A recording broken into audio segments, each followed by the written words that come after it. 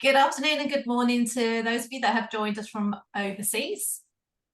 As always, I'm just going to leave it a minute before we start, just so that everyone can settle in. I think every time I run a webinar, I'm always moaning about the weather. So today we have glorious sunshine in, I think, the majority of the UK. And of course, we're celebrating National Payroll Week as well. So I think this webinar is a fantastic webinar, actually, for National Payroll Week. So great to celebrate. It's also sponsored by iiPay. So thank you to the guys at iiPay for sponsoring today's webinar. So just leave it 30 seconds, Danielle, and then we'll get going. I'll be quiet and then I'll pass it over to you. Perfect. That sounds amazing. Thanks so much, Mel. And hello everyone. And I was also going to complain about the weather. our favourite pastime in the UK. It's either too cold, raining, and now exactly too hot and too sunny. And we're all too hot. Absolutely. Normally I have my blind down and all the lights on in the room, and I just thought I can't do that today. So I've got sun blaring in on one side and I've got a fan on me on the other side, just trying to kind of find some equilibrium here in the London torturously hot 32 degrees that we have. Right, so I'm going to be quiet now. I'll come off camera, and Danielle, I'll pass it over to you. Perfect. Thank you. Well, hello everyone. Thank you so much for joining us here today for our workshop. And Payroll Week, how exciting. I've only just found out. So I hope you're having an amazing week wherever you are in the world. So first things first, a little bit of housekeeping. I know we can't speak up, and it's probably a good thing because there's quite a lot of us on here today. But what we can do, and what I really encourage, is to use the chat function.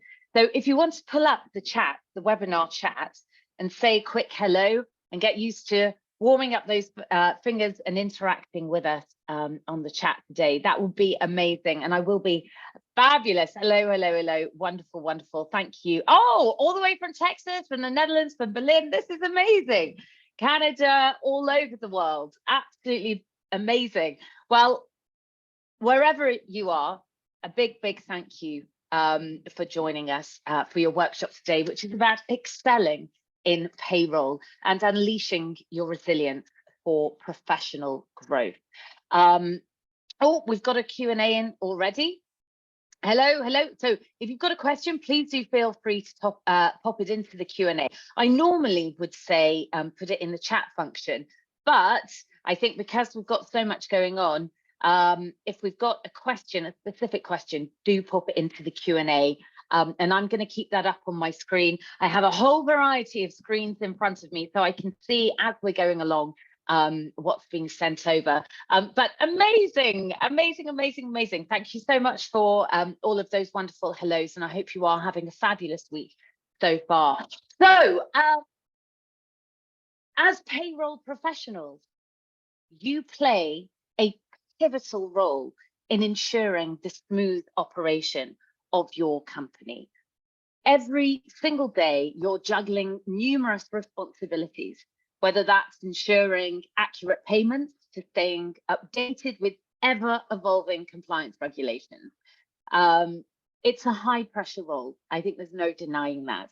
And often when you've got tight deadlines and very little room for error, we recognize that this can lead to stress, which is why we are here today. In today's workshop, we are going to delve into the world of stress, understanding its sources, its effects, and most importantly, strategies to manage that effectively.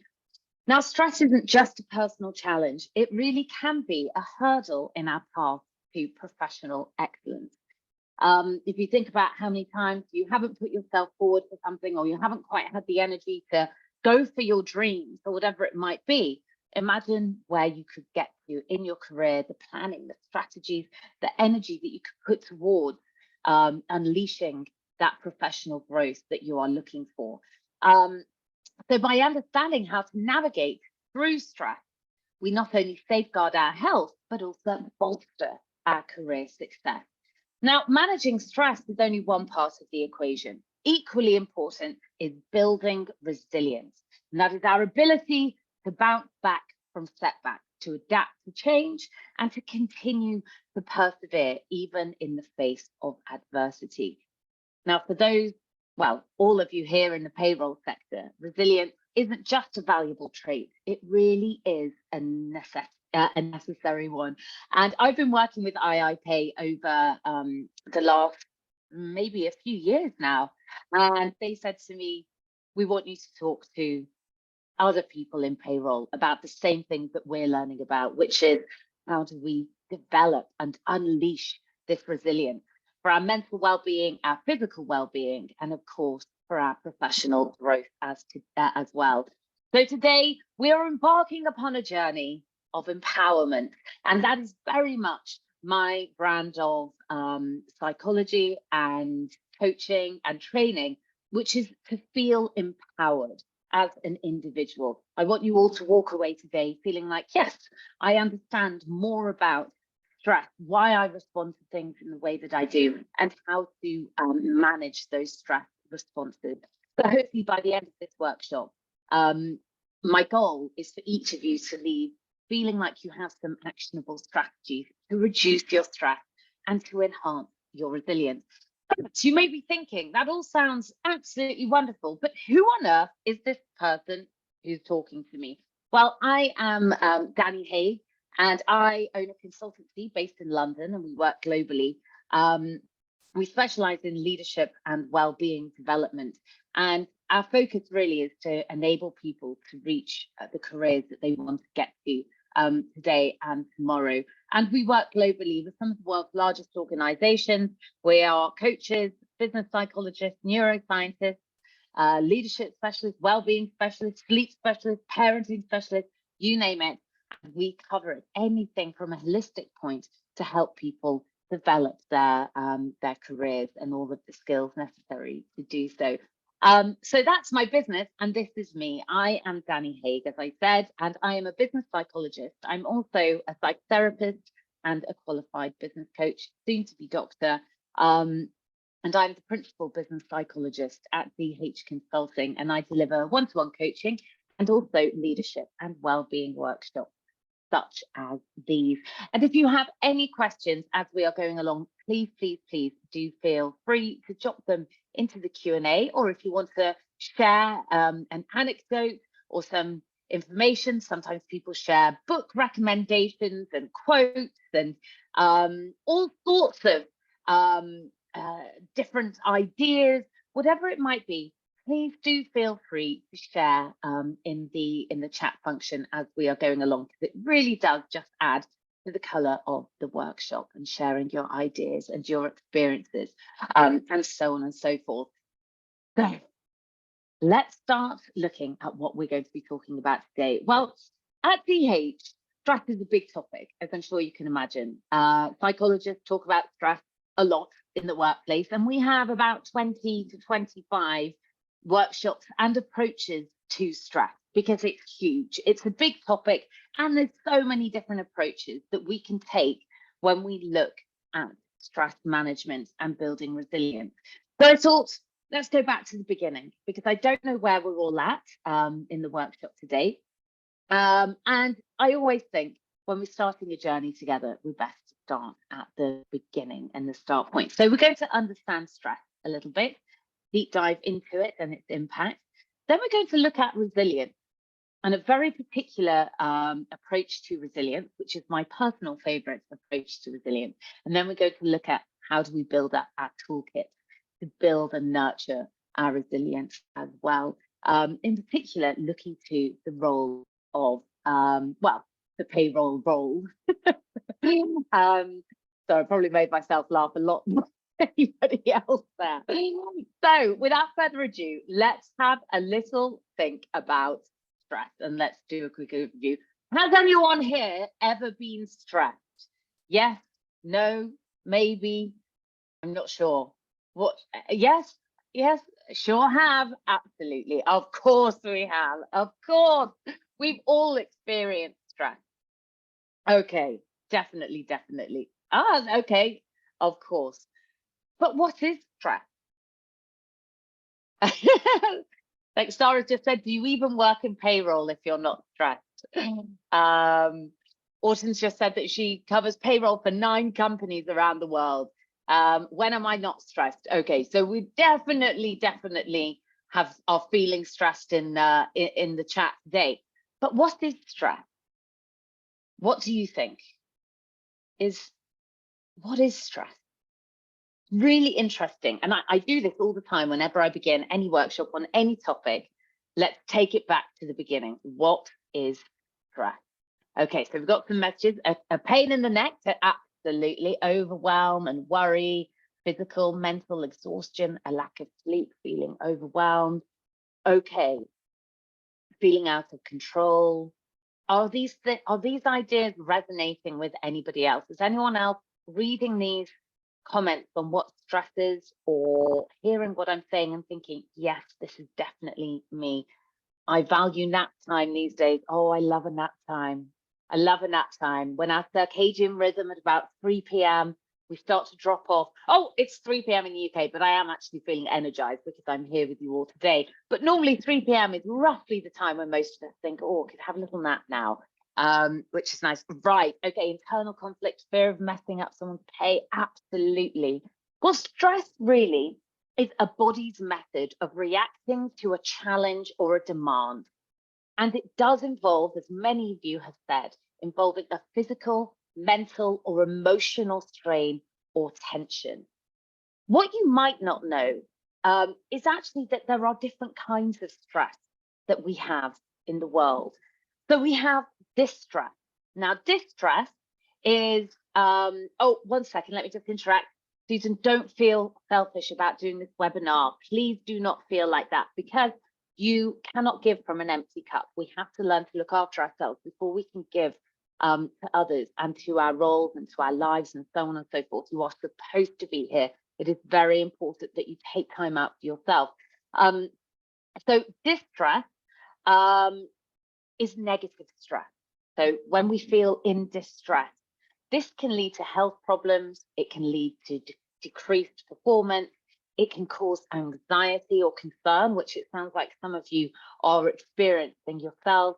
Feelings of overwhelm, feelings of demands that exceed your personal or social resources. So that sounds like many of you can resonate with the concept of distress. But then there are actually positive stresses as well, when we feel motivated and energized, and that can actually enhance our performance and our focus. So, for example, feeling excited about a challenge or an opportunity rather than feeling overwhelmed. And we'll get into it a little bit later in the workshop, but actually that's something that I do all the time, which is when, as a business owner, as running my team, so got all of these consultants who work for me and many clients who always want everything yesterday. I'm sure we all know what that feels like. And you can feel overwhelmed. The pressure comes, everyone wants everything. You're only one person. You're trying your best. You want to perform at your best. I also am a perfectionist, which I'm sure is a trait that impacts payroll based upon my research and the conversations that I've been having with people in payroll. And you can get really overwhelmed, and that sadly can lead to burnout, which is also something that we want to be aware of. So when all of this happens and I start thinking to myself, oh my goodness, I'm feeling overwhelmed, and then I can't sleep properly, and my brain can't focus, I'm thinking about 20,000 different things all at one time, then I get exhausted and so on and so forth. We all know what that feels like. So I make an active decision to decide to be excited about the opportunities that I'm feeling, because actually nerves and anxious feelings, not anxiety, but anxious feelings, are actually physiologically the same as being excited. You're just interpreting the nerves as a negative thing, and you interpret the feeling of excitement as a good thing. So you can actually decide how you respond.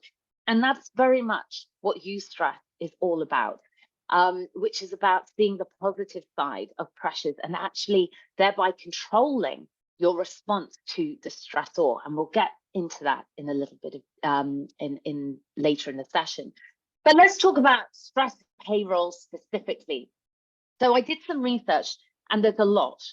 There's many different reasons, and I found 12 key reasons, and I decided to break it down and cut that into 3 unique stressors that are experienced in payroll.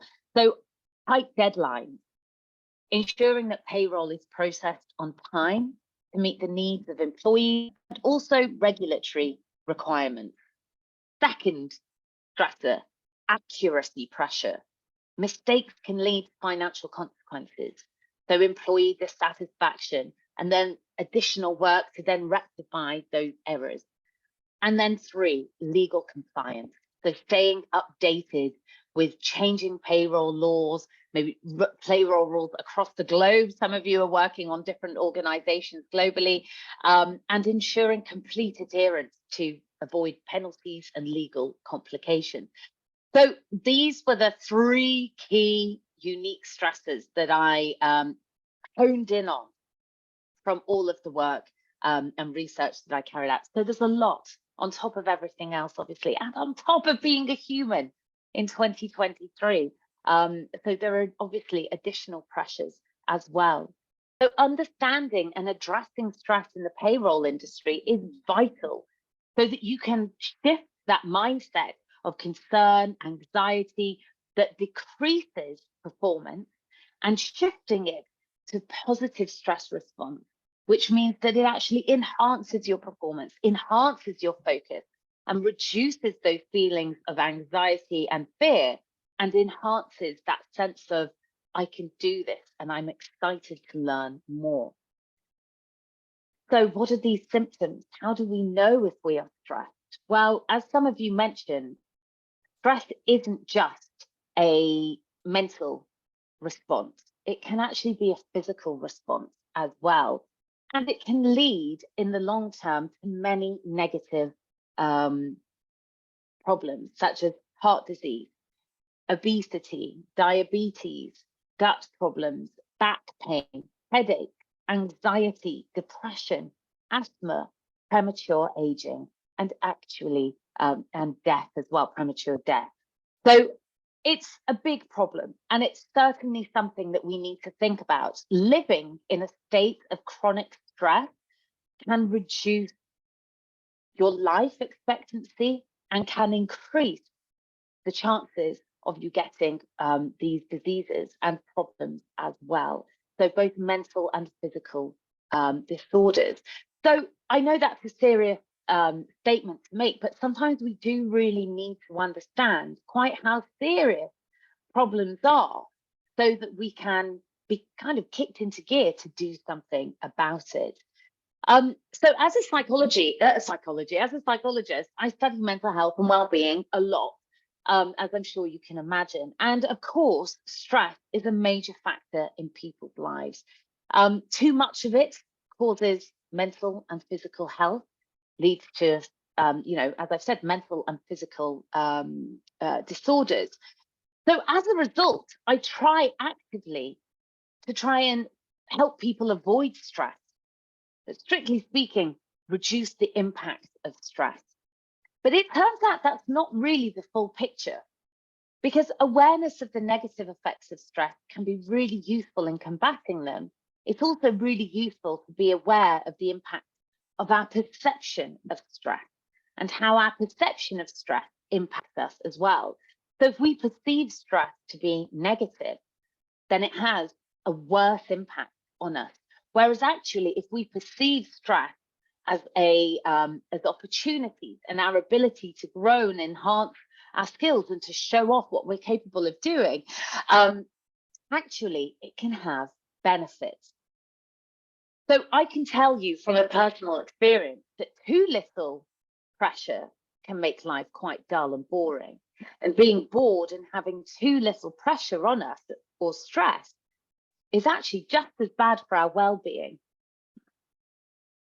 as negative stress, too much stress can have on us as well. So actually, what we need to do is make stress our friend. welcome it into our lives and embrace it and use it to get the most out of our lives. But first of all, I'd like to, before we start looking at how do we do that, I'd like us to have a think about what stresses do you experience the most on a regular basis. So we're going to pop a poll out. But what I want you to think about is the difference between stress and stressors. So stress is our body's response to a stressor. So a stressor is an external force that results in us experiencing stress. So our lovely host Mal has put out the poll for us. So if you'd like to have a look at that on the screen and have a think about which of the following causes you the most stress. And there's just one response to that. Which of the following causes you the most stress on a regular basis? Is it work demands? Is it family or relationship issues? Is it health concerns, financial pressures, or other?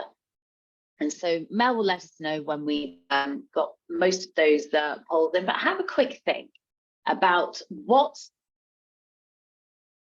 causes you the most stress on a daily basis. And of course, the poll is anonymous, so we don't know what you're scoring. So please feel free to be as open as you feel comfortable being so. And how are we doing, Mel? Sorry, Danielle, we've gone over my magic number. So I always have this magic number of people that I like to enter the polls. So do you want me to end it in a few seconds so that you can see? Yeah, go for it. Let's do a countdown. Let's see what the scores are. I was going to say, for those in the States, it's a program. It's a program called Countdown that's on during the daytime. If you're ever unwell, it's definitely the show that you're going to watch, and with a cup of tea at home watching Countdown. Right, let's have a little look at these results. As expected, a whopping 58% of us, so almost 60%. I was going to try and do some very quick mathematics there, and then suddenly I got stage fright. So I thought, oh no, everyone here is brilliant at numbers, and I'm probably going to get that wrong. So almost 60% of us here today are most stressed by our work demands. How does that make you feel, knowing that most of your payroll companions are also feeling mostly stressed about work? So work demands are what exactly? Isn't that interesting? So Kim's just said it makes you feel better. Why is it? Why does it make you feel better thinking, yeah, I'm not alone here. I'm not the only one who has this overwhelming stress from work, from our industry, from what we do. Can anyone articulate what that makes you feel? Oh no, that's awful. I'm so sorry. So someone just said that before the session they're in tears of stress. So feeling better that they're not alone. You're all feeling the same. Not surprised, everyone's stressed. Misery loves company. Almost tears into happiness. Tears of happiness. Oh, okay, tears of happiness. Okay, I see. So we're all in the same boat. You're not alone. You can relate to one another. Absolutely. And I really, really cannot express enough how important it is to come together as a community and offer support and share ideas and have that understanding and that empathy that you can only have when you're working in the same industry, to understand. Absolutely, it's good to be able to talk about the same thing. So as I said, so 60%, exactly, you feel validated. You know, you're not the only person who's feeling overwhelmed by what you do.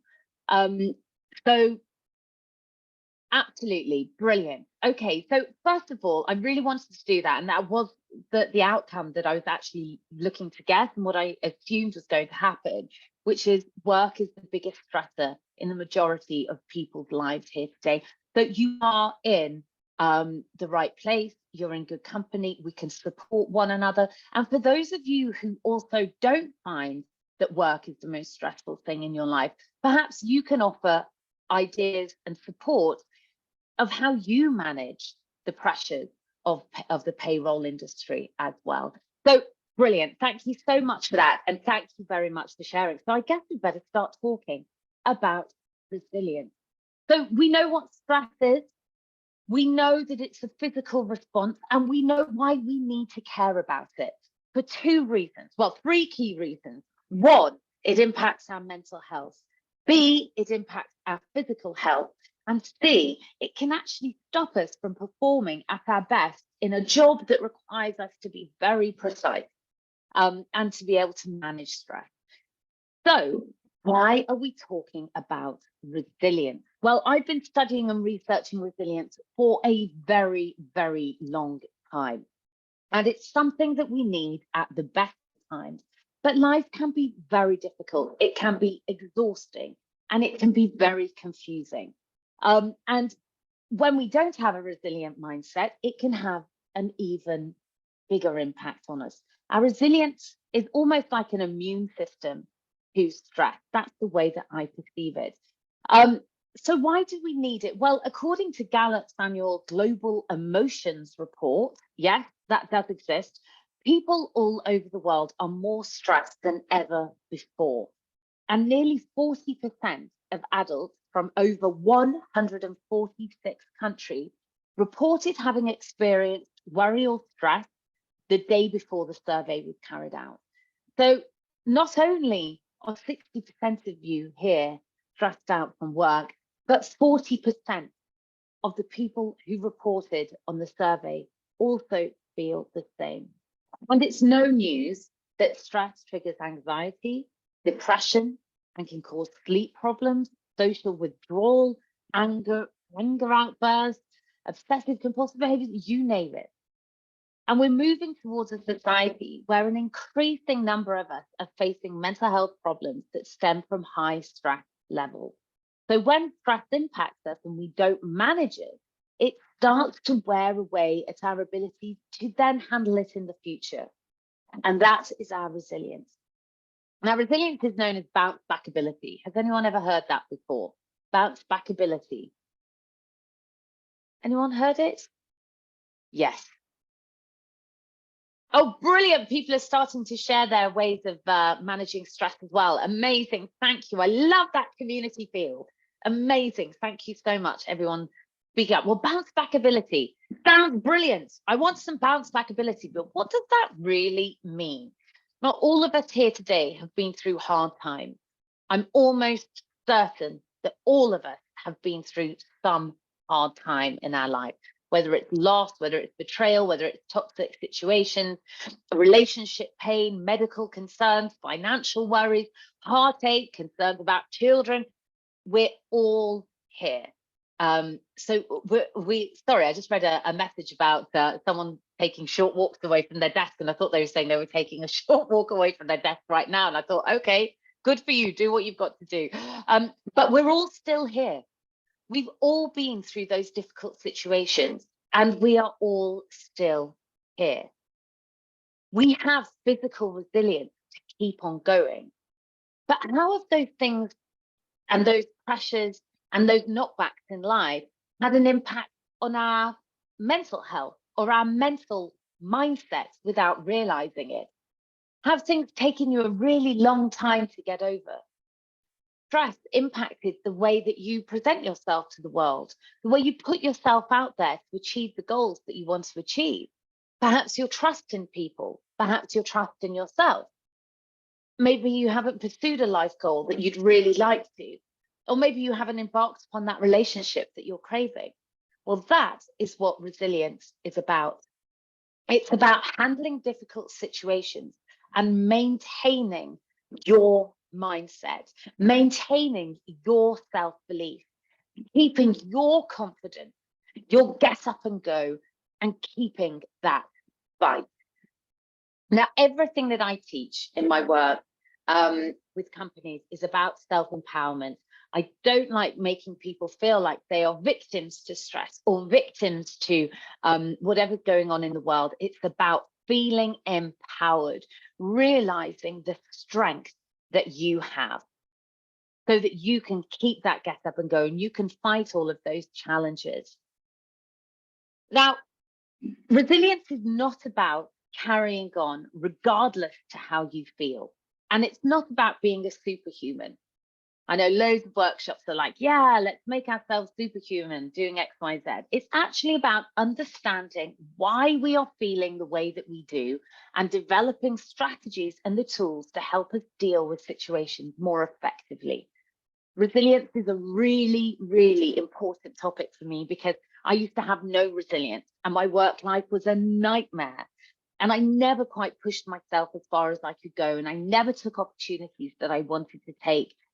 And I just remember just feeling really sorry for myself. And it was only when I started to develop my resilience, I didn't realize I was developing my resilience at the time, and I was taking accountability, and I started saying no, and I started putting boundaries up, and life started to change a lot. And that's why it's such an important story for me. It's about developing a mindset for life. Now, some of us are born with resilient mindsets, and some of us aren't. Some of us have been knocked about by life a bit and knocked about by work. So if you imagine a big stone, and suddenly there's a big outpouring of water, that stone is going to stay the same shape. Nothing's going to really impact it. But if you've got a big stone and over years, you've got a drip of water, just a single drip, drip, drip, drip, over years, that can change the shape of a stone.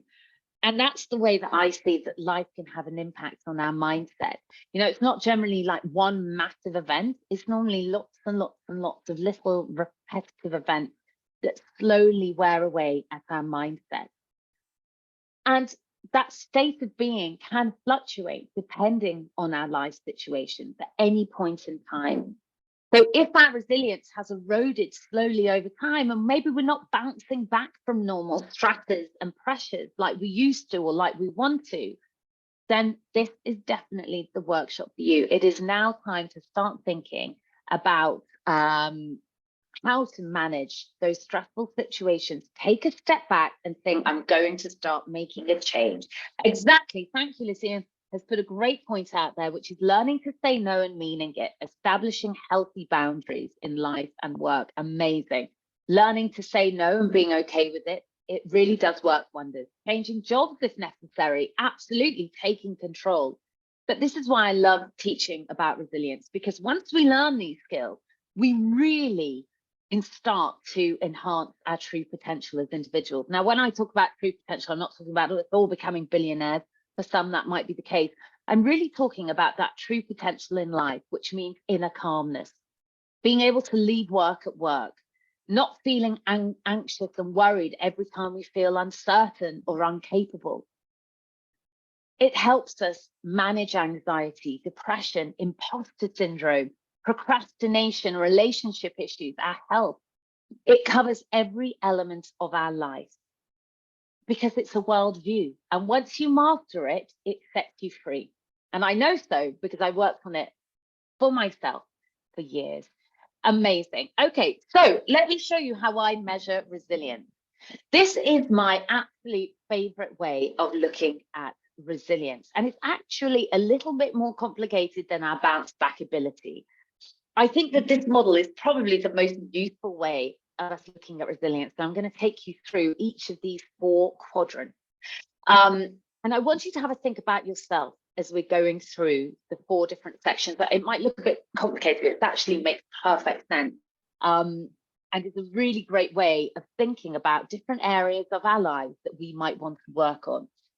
So resilience, to me, is measured in 4 different C's. So we have a combination. And if you have a look at the bottom of that big circle diagram, you can see it says inner strength plus outer orientation. So inner strength is your internalized thoughts and beliefs. So what you're thinking on a day-to-day basis, just your general thoughts. And then your outer orientation is your behavior. So it's how do you act on those different thoughts as well. And then on the right-hand side of the circle, you'll see resilience and positivity. So resilience is your ability to cope with difficulties. And then your positivity is your attitude and view towards opportunities and possibilities as well. So you can see that this quadrant's been broken into control, commitment, challenge, and confidence. And I'm going to take you through each of these. And I'd really like you to have a think about these 4 different C's and how you feel about yourself. Because if you're going to make a change or enhance something to do with your resilience, start with just one quadrant. Never try and overhaul your entire life in one go. I'm sure we've all probably done that in one go. January's arrived, right, I'm going to change this and that, I'm going to stop that, I'm going to start doing this. And how successful does that generally end up? Not very successful at all. In fact, a whopping 6% of New Year's resolutions are ever actually completed, because humans are appalling at setting goals and plans for their goals. And we'll talk about that in a minute. So have a think about each of these quadrants, and I want you to think about one that really, really speaks out for you. The first is control. Now, the more an individual feels that they can shape and influence what is happening around them, the more likely they are to feel that they can make a difference and achieve what is necessary for them in their life.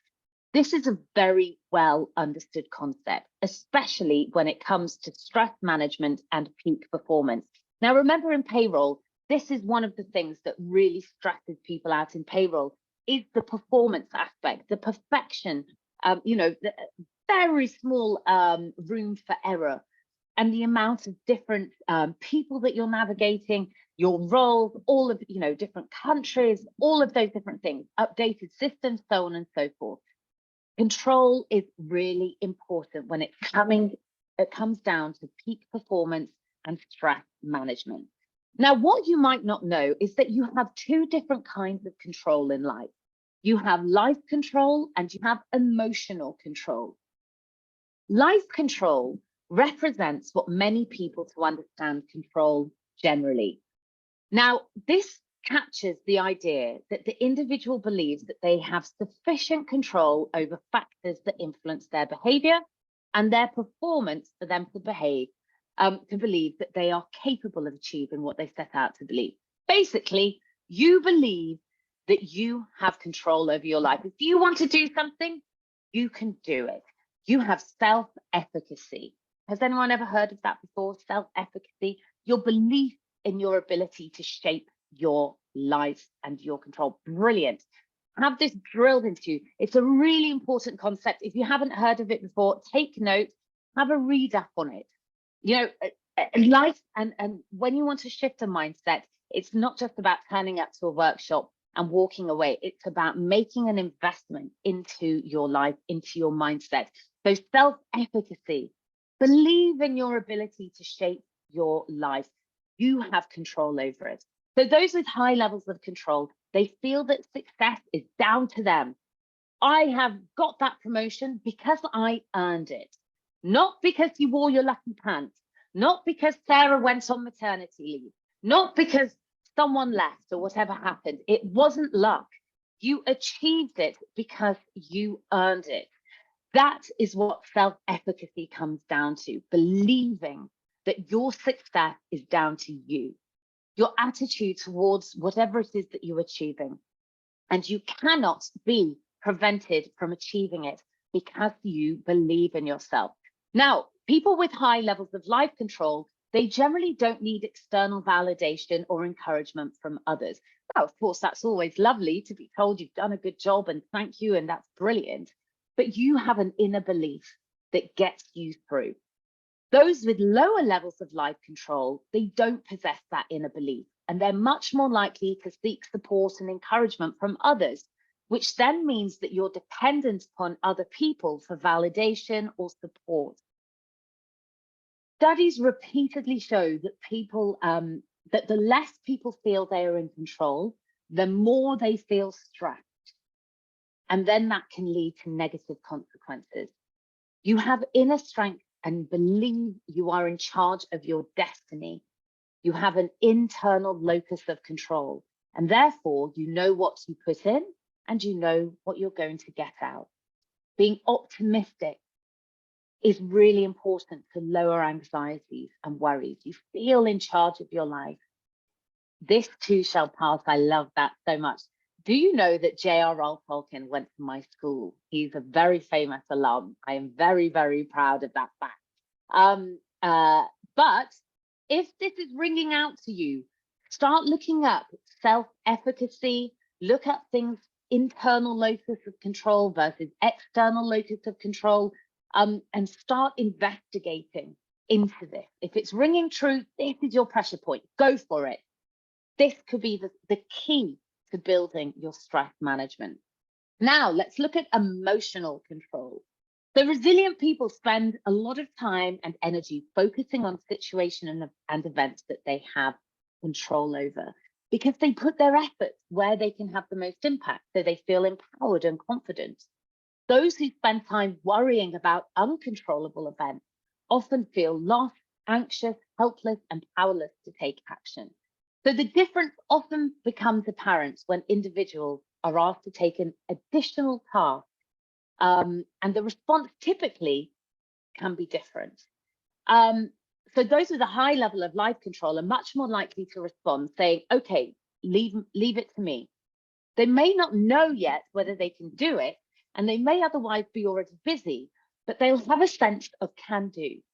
And they have that inner belief that even though they might not fully know what needs to be done, they're going to organize their work in a way that they will learn how to do it, and they will make it happen. And at the very least, accomplish the new addition to their workload.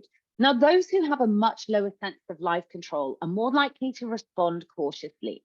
They may respond by saying, can I have a think about it? Or I'm already tied up, or I'm not sure, maybe someone else can do it instead.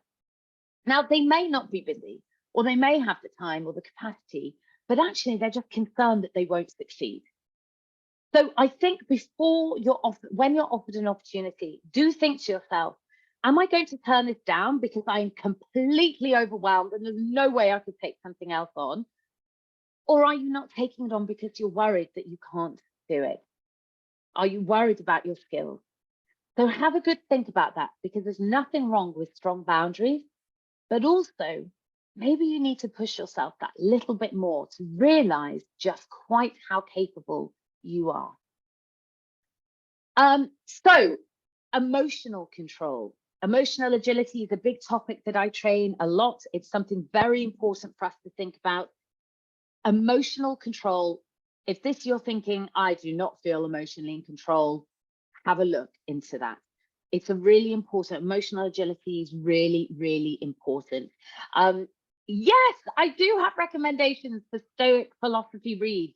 One of my favorites is, I've actually just moved into my new office today, and I normally have 1 million books that I like to recommend to people, but I currently only have 6 behind me. But normally I would recommend starting with the Daily Stoic. Brilliant book by, what's his name? Brian something. But it's a really good book. Tiny little snippets to have a read into. A little bit about me is I actually used to read Latin and Greek at university before I became a psychologist. So I used to read Brian Holiday, thank you, Tara. I used to read Marcus Aurelius's work in Latin, and it's amazing. And then I've read the translations, they are equally amazing. So if you really get into it, definitely do. But the Daily Stoic is a fabulous place to start. I do not get paid on commission. I wish I did, but I really, really do recommend it. It's a very good book. No worries at all. So emotional control. So our understanding of this component really has developed over recent years. With a strong sense of emotional control, we can choose how much of our emotions we reveal to others. Now, this can be relevant and valuable in several interpersonal situations. Handling complex negotiations is an obvious one. Operating in leadership roles is very important, but also talking, and I think this is really important for payroll, and something that I don't think people realize or talk about very often in your industry is the emotional weight that is put onto payroll, because your payroll is money. That's people's mortgages. It's food on the table. It's your rent. It's you paying for your kids' school fees or their food or their clothes or whatever it might be. Emotion finances are heavily emotional, and you have that weight on you that most people don't realize is there. They just think it's money, it's payroll, but actually there is a big emotional crossover with what you do with payroll and people's emotions, and that weighting is huge. So you can easily absorb those that emotional overwhelm from other people in the organization, but also because you understand the emotional pressure and weight on finances and people's pay and so on and so forth, you also have that additional pressure on you as well, because you understand it, because finances are emotional for everyone, whether we know it or not. So there is a huge amount of emotional burden that is on the payroll department that isn't necessarily obvious, I think, anyway, from my understanding. I love that, Lisa. I love that attitude, which is, it means so much to people. It does.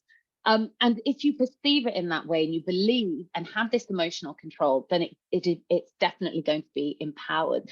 So operating in, in this industry that you do, having a sense of calm in difficult situations and circumstances is really important. So those with low levels of emotional control will find it difficult not to reveal their emotional states to others, and they will respond more readily to provocation or annoyance. So you're typically more likely to show emotions in the sense that they'll show anger or embarrassment or frustration, and as a result, will deal poorly with criticism, feedback, especially negative feedback, and any other kind of setback. Another response can be to sulk if things go out of your way. So studies show that the more likely we have, the less emotional control we have, the more likely we're going to report bullying. And the more we see bullying behavior in other people, when others with strong emotional control will probably just shrug it off and not be impacted by other people's behavior so much, and just see it as someone else's problem, as in like the perpetrator's problem, not theirs. And therefore, obviously, don't feel that kind of stress.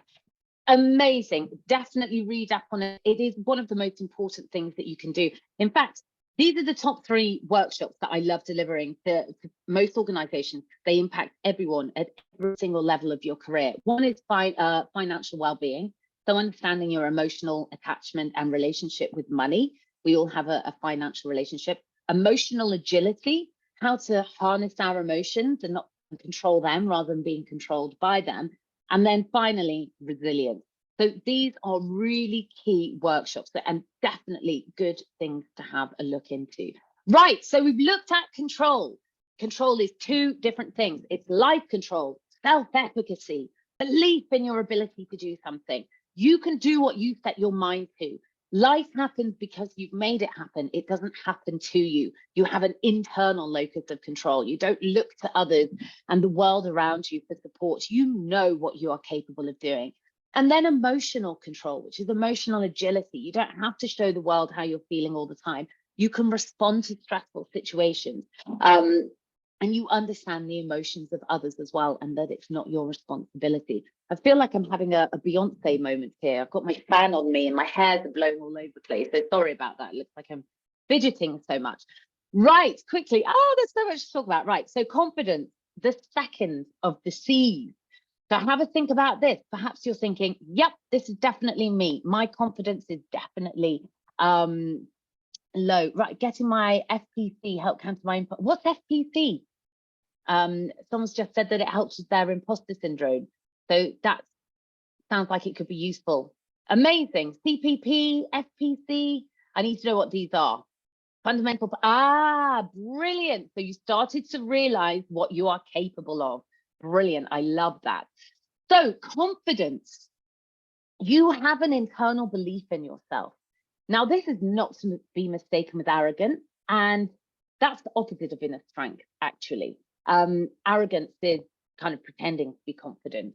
You are confident in your abilities, you have self-belief, and you're positively engaged in your life and work. That is someone who has strong confidence in their abilities and interpersonal confidence. Now, resilient people are empathetic and compassionate. However, They don't waste time worrying about what other people think of them. They maintain healthy relationships, but they don't bow to peer pressure. Confidence measures the extent to which we have self-belief to see through a difficult task, which can be beset with setbacks. And you also have the inner strength to stand your ground when needed. So those with high levels of overall confidence will accept that setbacks are just a part and parcel of everyday life. When they occur, a confident person will take it in their stride. A setback or a vigorous challenge from others may stop them in their tracks. There's nothing wrong with pausing. As my boxing coach always used to say, you can rest, but don't quit. So you can take a moment and you can have a think, all right, this is pretty challenging. How do I manage this? The overall response is likely to be that they pick themselves up, they dust themselves off, and they continue with greater determination. The setback can spur people on and make you try harder to ensure success or to recover lost ground. This isn't going to beat us. Something is tough, we might need to regroup, we might rest, but we don't quit. We believe in ourselves. Those with low levels of overall confidence will see the same setback or that big overall challenge in a different way. They're more likely to feel defeated and accept that what has happened is so significant that it'll prevent them from achieving the goal or the task. They walk away. They're more likely to give up and feel that they have given it their best shot and that's it. They'll leave it at that. So we measure confidence in two ways. Confidence in our ability. So this is the confidence that you have the intellectual toolkit, the knowledge, the skills, the education, and the experience to attempt and to complete a particular task or action, even if the task is difficult in some way. And it will have the potential for setbacks because life is full of setbacks and it's full of failures that get in the way before we complete something. It's a given. I remember when I first set up my business, and I remember saying to my sister, who's very much like a big inspiration to me, I remember saying to her, and this is many years ago, maybe about 10 years ago now, and I was like, Tara, that's my sister's name, I'm not talking to Tara on the chat. I said, I don't really know what I'm doing, and I think everyone else does. And she said, to be honest, and she's super successful finance lawyer, she said, everyone is making it up as they're going along. No one knows what they're doing. Just believe in yourself, you'll learn. And that was a massive game changer for me. So I want to pass on that message to as many people as humanly possible. If you feel like you don't know what's going on, join the club. Most of us don't. We're all just trying. Exactly. Fake it till you make it. I'm aware we only have 7 minutes left and we're only halfway through the seed. So I'm going to catch up. So interpersonal confidence, the confidence to deal with challenges that might interfere with the successful completion of the task. These include dealing with criticism and adverse comments when problems arise, as well as having the confidence to represent your views and your position compellingly. And that's often in the face of alternative views, because otherwise, why would you have to be presenting it? So your ability to hold your own. Remember, if you feel like you can't hold your own in a work situation and it's knocking your confidence and it's making you feel stressed, remember that the person you're talking to also is faking it till they make it. They also are making it up as they're going along. And you are as welcome, and your view and opinion is as welcome at the table as anyone else's. Really start practicing hearing and voicing what you have to say. Confidence is such an amazing thing. Psychology tells us that we believe what we see and we hear. So when someone presents themselves confidently, we believe that. So stand up for yourself, say what you've got to say, and be heard. Now, we see the relevance of confidence in all walks of life. And it's commonly said that the most successful sports teams, they go out and they expect to win. Imagine if you heard your favorite sports team, whatever, or athlete, or whatever it might be, and we come up and they're just about to enter, I don't know, go onto the pitch or the course or the race or whatever it is, and we go, hello there, so-and-so, how are you feeling about the race or the competition today? And they said, to be honest, I don't think I'm going to win. I think everyone else is better than me. How would you feel? You think, well, you're never going to win with that attitude. And that is what I'm talking about. You have to believe in yourself, and you have to put yourself out there, because people believe what they see. And when they believe and see you being confident, they'll believe in you, and it then becomes a really positive cycle. So if this is something that you need to have a think about, please, please, please do start looking into your inner confidence and start practicing it. Third C is commitment. You might not believe it, but this is a huge importance to stress management and building resilience. Resilient people are committed to their lives and their goals, and they have a compelling reason to get out of bed in the morning. Commitment isn't just restricted to their work. They commit to their relationships, they commit to their friendships, the causes they care about, their religious beliefs. They commit to their lives. Now, this scale measures how we see goals and how we see targets, the promises that we make to ourselves and to others. So we're really looking at two scales here, the setting of promises and the meeting of promises. Because it's really easy to make a promise. Remember, I told you so many people make New Year's resolutions, but only 6% of them achieve them. It's really hard to actually achieve the promise you set yourself. So I wonder if anyone has any goals in place right now. Maybe you haven't even started trying to achieve them yet. I bought a guitar maybe 4 years ago. It's still gathering dust. It's become an ornament in my room, and my husband is constantly telling me that it has to go. And I keep saying, no, I am going to learn. It's so easy to make a promise. We make promises to others commonly in the workplace. This underpins our working with each other. Of course, when you say, I'm going to do that, or even when you signed your contract to start work, you made a promise to do a certain amount of job. And we're often pressed to make similar promises to others in many ways. For example, promising to visit relatives or to help someone achieve something, to train or be fit or a competent member of a team, or to do well in an exam or whatever it might be. We also make promises to ourselves. Now, our approach to goals and targets, and indeed the same goal target, can vary. For some of us, it's the very notion of a target that's motivating. In our mind, we can see that goal or target has helping us to define what success looks like for us. Then providing it is reasonably achievable, we'll go for it and we'll do whatever it takes to hit that target, even if obstacles arise. It won't necessarily dampen our enthusiasm. And I'd love for you all to write down right now in this chat, what is the goal that you've achieved that you're most proud of in your life to date? So if you want to jot that down and have a think about it. And I want you to think about how tough it was to achieve it and why it is that you're proud of it.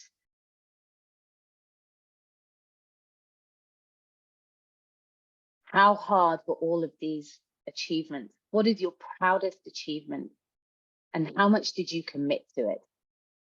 Now, low commitment is procrastination. It's a fear of failure. Our ability to withstand setbacks and be focused to achieving and focusing on our goals is important. So if you have achieved, look at all these amazing things you've achieved. So if you can do all of these things, let's think about those other goals that we've set. Start habit stacking. If you want to start doing something new, when I first started reading the Daily Stoic, I put it next, I put it next to and stack it on top of another habit. So I always have coffees in the morning, standard. So I keep my Daily Stoic next to the coffee machine. So when I'm making a coffee, I read a page of the book and then I put it down. Then it becomes a habit. So then I can habit stack on something else. But look at all of these achievements. Why are you so proud of these achievements? What is it that makes you so proud of them? Probably how tough it is. You're proud of your achievements because you overcame them, different difficulties. If you hadn't overcome the difficulty, you probably wouldn't be so proud. It's not really much to feel so proud about something that's not so hard. So you have a sense of grit and determination and a desire to achieve your goals. So start thinking about accepting more challenges and committing to them. Right, and the final one is challenge. And I'm going to talk through this very quickly. I wish we could talk some more about these amazing, amazing topics. Challenges offer growth. They create opportunity to make mistakes and learn from them and discover that we can overcome difficulty when we try hard enough to get what we want.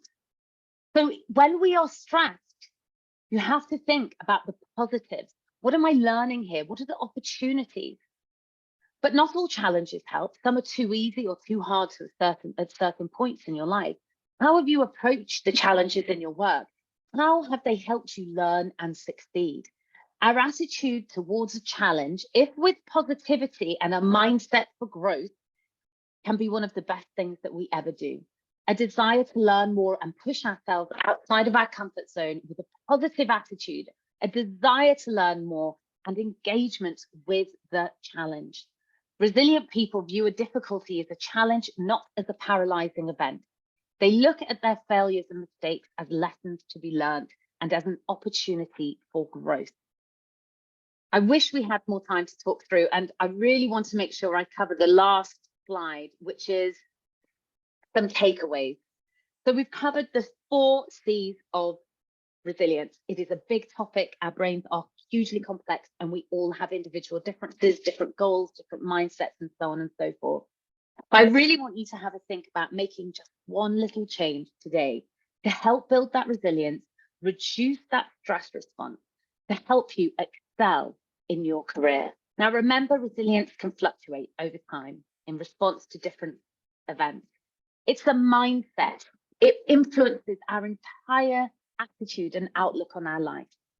Our thoughts are not real, and they're not always right. And sometimes you have to overcome them and fight and say, do you know what? I think I can do this. I am capable of doing that. I am worthy of standing up and making my point heard. Take your brain to the gym and strengthen your thoughts today, because you are brilliant, you are capable, and you can do it. Now, if anyone is interested in learning more about their resilience, we deliver an amazing psychometric worth about £800 normally we deliver, and we're happy in correlation with IIPay and GPA to offer you a huge discount for a psychometric test and a 1-hour coaching feedback session. So you can get in touch with me at any point if you'd like to learn more about that. But more importantly, thank you so much. You've been absolutely amazing. Oh, good. I'm so glad.